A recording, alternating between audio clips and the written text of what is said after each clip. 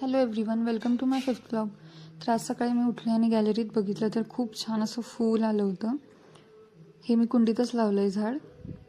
याची फांदी लावली होती, मी गावावरून आणली होती ही फांदी. आणि आता याला खूप छान असे कळ्या, खूप कळ्या आल्या त्याला. आणि ह्याच झाडाची फुलं रोज आम्ही देवाला वाहतो. तर हे बघा, कळ्या पण खूप आल्यात. ह्याला पण मी फर्टिलायझर वगैरे नाही वापरत, फक्त तेच तांदळाचं पाणी, डाळीचं पाणी वगैरे वापरते आणि चहापुडीचं पाणी. चहा वगैरे बनवून झाल्यानंतर जे असतं चहापूड, ते मी झाडात टाकते. तर हे माझ्या भावाचा बड्डे होता, तर मी तुम्हाला सांगितलं होतं ॲमेझॉनवरून पार्सल आलं होतं.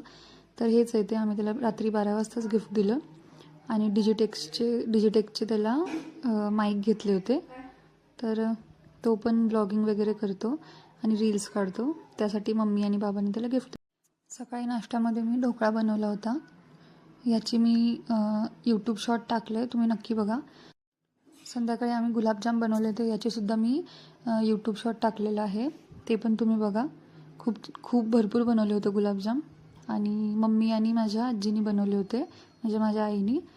आणि रात्री स्पेशल डिश होती जेवणामध्ये मलाई कोफ्ता. तर हे मी घरी ट्राय केलं होतं, म्हणजे घरीच बनवलं होतं हे मलाई कोफ्ता. ह्याच्यामध्ये पनीर आणि पोटॅटो असे बॉईल करून, स्मॅश करून याचे ते बॉल्स होते, कॉर्नफ्लॉवरमध्ये टाकून फ्राय केले होते. तर याची पण मी रेसिपी टाकेल. संध्याकाळी मग आम्ही बर्थडे सेलिब्रेट केला. त्याच्या फ्रेंडनी पण एक केक आणला होता माझ्या भावाचा. तर तसे 2 केक झाले होते.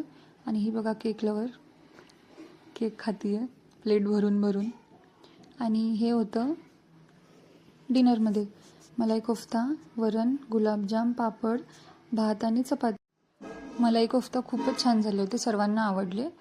तर आजचा ब्लॉग मी इथेच एंड करते. Thank you so much for watching. Like, share and subscribe.